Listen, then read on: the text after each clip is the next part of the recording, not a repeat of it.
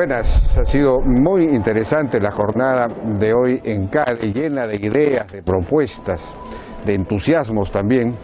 Y uno de los puntos fuertes fue un prolongadísimo aplauso al ministro de Educación, Jaime Saavedra, luego de que terminara su presentación. El aplauso habrá durado pues 3, 4, 5 minutos con la gente, con los 1.200 o 1.300 asistentes de pie. Y como quizá respuesta a eso, al cabo de unos minutos llegó la noticia de que el Congreso había decidido la interpelación del ministro Saavedra. Bueno, nosotros vamos a estar un poco más tarde en este programa precisamente con el ministro Jaime Saavedra para hacer un análisis de los avances de su gestión y realmente ver si se merece o no una censura, que es un poco lo que está circulando por ahí. Vamos a estar también con el jefe de la SUNAT, Víctor Shigiyama, pero vamos a comenzar el programa con el presidente del Consejo de Ministros, Fernando Zavala. Fernando, ¿qué tal? ¿Cómo estás? ¿Cómo estás, Jaime? Bueno, hoy día ha salido este proyecto de ley, el decreto legislativo sobre el nuevo sistema de inversión pública. La muerte del SNIP. La muerte del SNIP, y ayer salió lo de las APPs. Y de obras por impuesto también. Obras por impuestos, por inversión y todo. Total, ¿cómo va a quedar todo esto? Es decir, ¿cómo va a funcionar el sistema de inversión? Comencemos con el sistema de inversión pública. Esto va a quedar muy bien, Jaime. A ver, volvamos a los fundamentos. Nosotros hemos hecho una exposición ayer en CADE, espero que te la hayas estado ahí. He escuchado todo, por supuesto. Y lo que estamos buscando es tener esa ambición, esa ilusión de tener un Perú moderno dentro de 5 años, o digamos, no solo 5 años, como decía Carlos Rodríguez Pastor, necesitamos los próximos 25. Pero cuando nosotros hablamos de Perú moderno, hablamos de 4 ejes importantes. El Perú próspero, el Perú justo, el Perú seguro y el Perú innovador. Cuando tú me hablas de inversión, estamos hablando de ese componente que tiene que ver con un Perú que crece. Y crece en empleos. Ahora, cuando tú analizas cómo podemos crecer, tienes demanda interna y tienes inversión.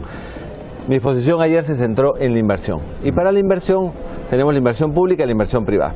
Estos 3 mecanismos que tú has mencionado justamente ayudan a facilitar que la inversión pública se ejecute y la inversión privada crezca a ritmos importantes.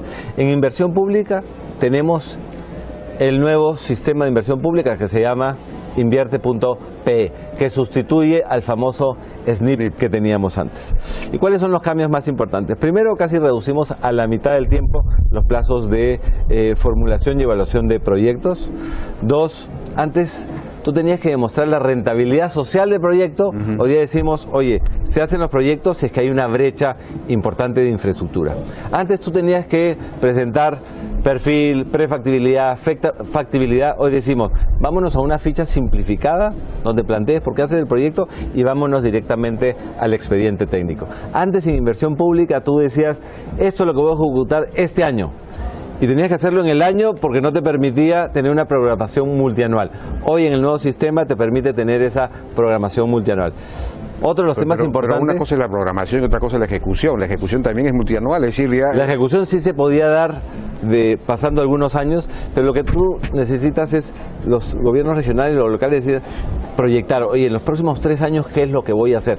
Eso no te permitía... Es decir, ahora hay un plan de inversiones de varios años. ¿Ese es un plan de inversiones o una programación? No entiendo yo la diferencia entre programación, plan y... Bueno, te vamos a hacer una reunión especial, pero digamos, hoy lo que va a haber es la posibilidad de que los sectores y los gobiernos regionales y los locales se programen más allá de un simple año, que vayan más allá, por ejemplo, 3 años. Otras cosas importantes, Jaime, que se ha... Pero ¿cómo se priorizan los proyectos? Es decir, algún gobierno regional, por ejemplo, quiere hacer tal obra o tal proyecto. Eso, ¿cómo finalmente se decide si se hace o no? ¿Quién prioriza? Lo que te mencionaba, las brechas de infraestructura. Entonces hoy día le hemos dado la herramienta, ya la presentamos. Como tú sabes, tenemos estos GORES ejecutivos, son las reuniones con los gobiernos regionales, y ahí en el último presentamos esta nueva herramienta. Y esta nueva herramienta lo que dice es, oye, hemos cruzado toda la información y decimos, aquí lo que falta es agua, aquí lo que falta es servicios básicos de salud, entonces ya los gobiernos regionales van a tener una herramienta adicional. Ahora, también es cierto que los gobiernos regionales y los locales están muy cerca de la población, saben exactamente qué es lo que necesita.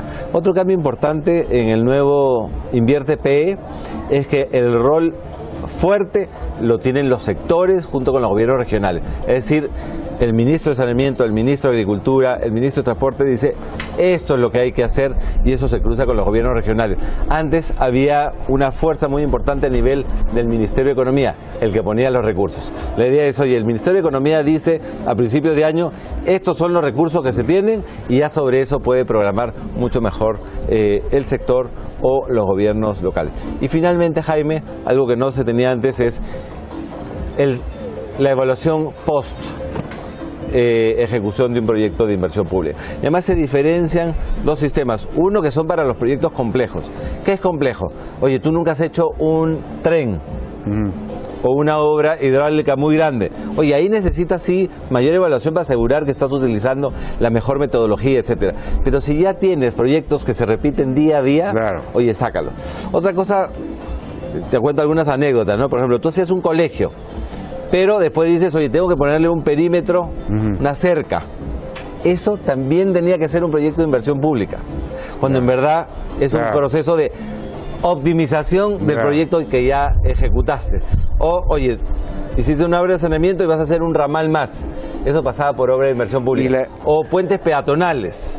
Oye, eso puede ser proyectos de optimización, pero no necesitas hacer nuevamente toda la formulación para ejecutarlo. Y la idea esta de combatir la atomización de la inversión pública, empaquetando proyectos tipo, en fin, estandarizando también proyectos. Eso lo estamos haciendo, yo creo que es importante, gracias por mencionarlo. Cuando hablamos ya de los temas sociales, cuando tenemos que llegar a nuevas comunidades, tenemos un plan Amazonía, por ejemplo, que queremos trabajar muy fuerte en el 2017.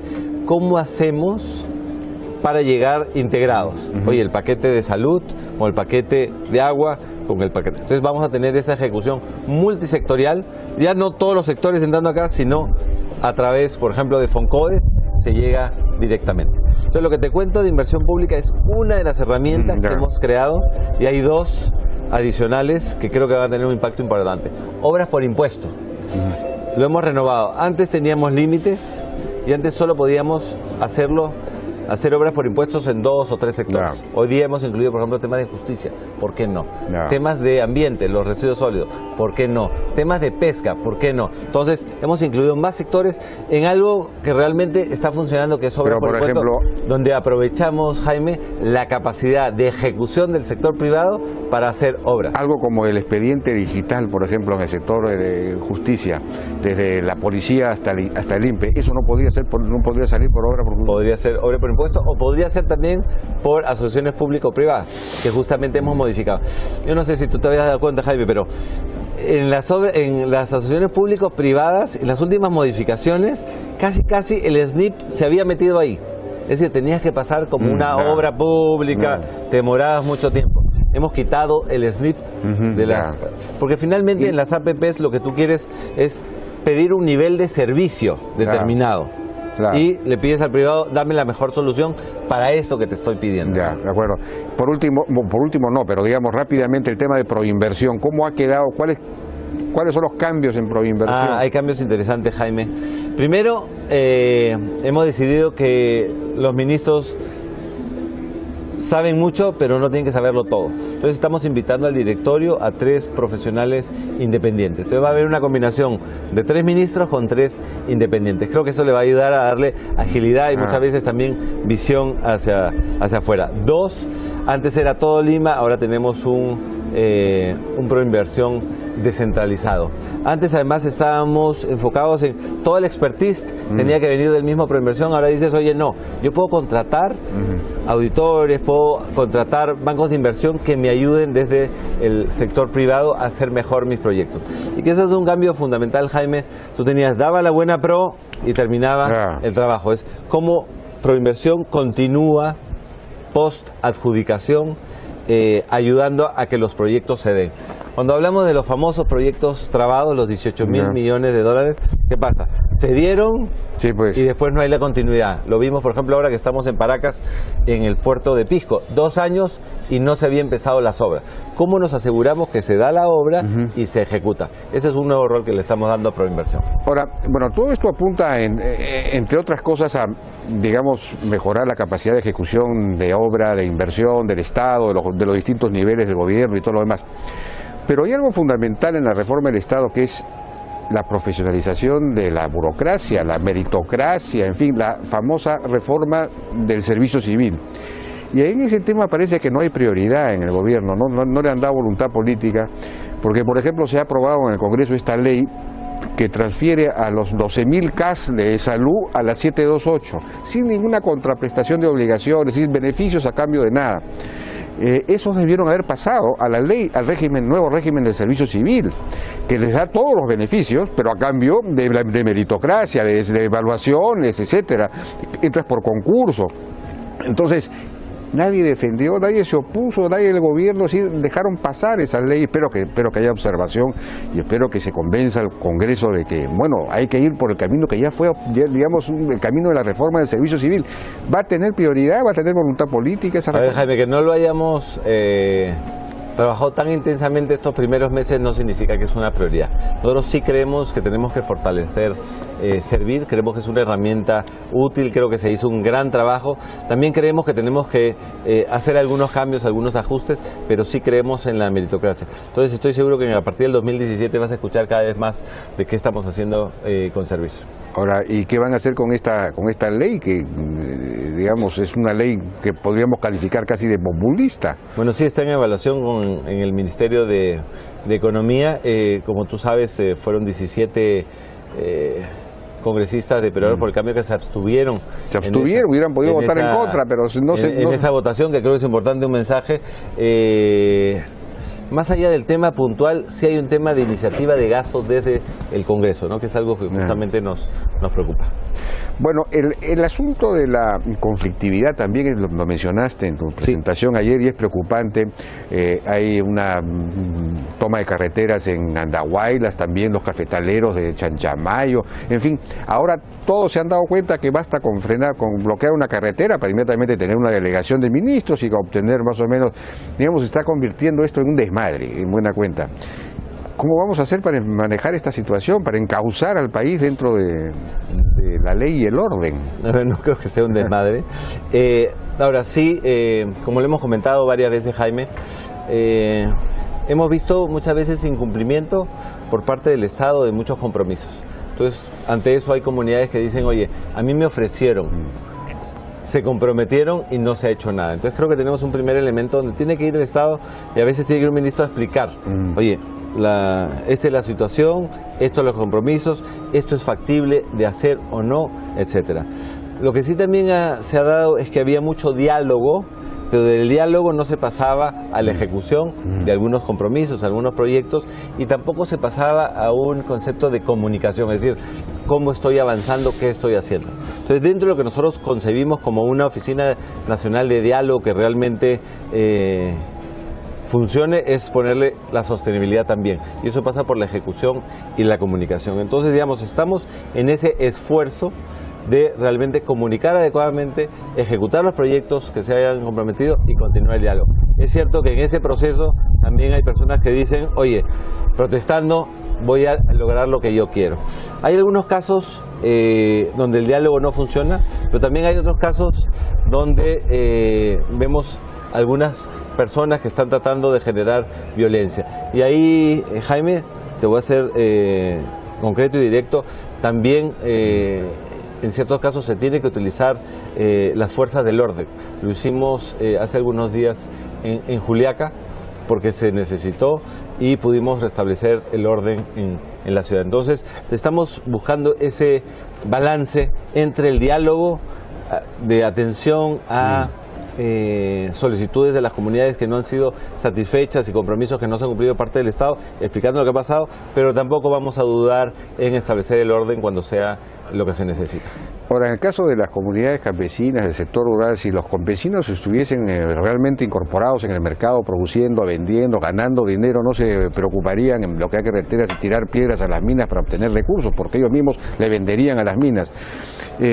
Nosotros hemos propuesto que el presidente, el propio presidente, o de repente el presidente del Consejo de Ministros, pero lo ideal sería que sea el presidente de la República, recorra comunidad por comunidad, por ejemplo en toda la zona sur donde están las minas, haciéndoles una propuesta de desarrollo rural integral, llevándoles sierra productiva, llevándoles los insumos, los materiales, los riegos por aspersión, en fin, estableciendo convenios con las comunidades. Eso sería pues una cosa extraordinaria. Yo creo que esa es una buena idea. Ayer justamente lo decía en este tercer eje que te mencioné, es el eje social, ¿no? Y ahí hemos establecido 12 objetivos muy claros, que yo les llamo los imperdonables, son aquellos compromisos que no podemos fallar. Y muchos de estos compromisos sociales se fundamentan en los programas sociales que se ejecutan a través del MIDIS. Y yo lo que mencionaba ayer es, si me preguntan, oye, ¿los programas sociales van a continuar? Sí. ¿Los programas sociales van a aumentar? Claro que sí. Pero sí tenemos que preocuparnos de continuar en el proceso de mejoramiento, de la evaluación de impacto de estos programas sociales, y también tenemos que comenzar a darle mayores recursos a lo que tú mencionas, que son los programas productivos. Hay una herramienta dentro del Estado que se llama Hakuwiñay, que es un programa. Estamos revisando ese programa para ver cómo lo potenciamos. Hemos escuchado la propuesta, por ejemplo, de sierra productiva. Sí creemos que ese es el camino, y quizás a través de un FONCODES con mayor fuerza para que llegue, digamos, justamente a esas poblaciones que, como mencionas tú, no ven muchas veces el beneficio, a los cuales hay que llegar con programas sociales, pero sobre todo lo que quiere la gente son programas productivos que lo ayuden a ellos a salir de situaciones muchas veces de la pobreza. Eso sería extraordinario. Bueno, ya rápidamente el tema, la pregunta que no tiene respuesta, ¿no? Para el tema de la informalidad, digamos, están dando respuestas en todos los ángulos, menos en el ángulo laboral. Es decir, se necesita pues una legislación mucho más inclusiva, menos que permita la formalización de la gente, que permita que haya más trabajo formal, con derechos y todo lo demás. Esto debería ser una causa popular, incluso debería ser el interés de los propios sindicatos, porque tendrían una base mucho más amplia, pero nadie se atreve a plantear el tema. Jaime, no sé si has visto hoy día, pero el ministro de Trabajo se está presentando hoy día en el Consejo Nacional de Trabajo. Justamente está llevando 14 propuestas que está buscando los consensos que debe haber entre empresarios, entre representantes de los trabajadores y entre el Estado. Yo creo que tú tienes una concepción adecuada. Estamos legislando para el 30% de los peruanos y no para el 70%. Lo que está llevando el ministro de Trabajo justamente es cómo podemos comenzar a pensar en ese 70%, que finalmente la riqueza se extienda para todos. Bueno, ojalá que se pueda avanzar, ¿no? Que pueda haber un diálogo sincero, franco, y que se llegue a un nuevo pacto laboral. Eso sería una gran contribución del gabinete Zavala y del gobierno de Pedro Pablo Kuczynski. Bueno, muchas gracias, Fernando, por tu participación. Gracias, Jaime, por la invitación. Bueno, vamos a una pausa y regresamos ahora con Víctor Shigiyama, flamante, bueno, ya no tan flamante, porque ya hace un par de meses que ha sido designado jefe de la SUNAT, y luego vamos a estar con el ministro Saavedra.